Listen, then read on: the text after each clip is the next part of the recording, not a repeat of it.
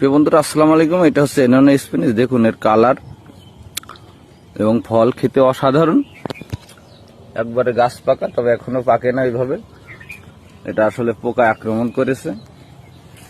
এই যে বড় বড় এনানা স্পিনিচ সব দেখুন কি পরিমাণ ধরেছে এই সব ডালগুলাতে, পাকা, কাঁচা, ছোট ফল, প্রচুর পরিমাণে এনানা স্পিনিচ। এগুলা একবারে দেখুন কি পরিমাণে ধরেছে গাছে, এবং ছোট বড় সব আছে, এবং এত পরিমাণ ধরেছে ডালগুলো সব নিচেই। এবং এটা হচ্ছে পাকা এনানা স্পিনিচ, আমরা এই মাত্র খেলাম।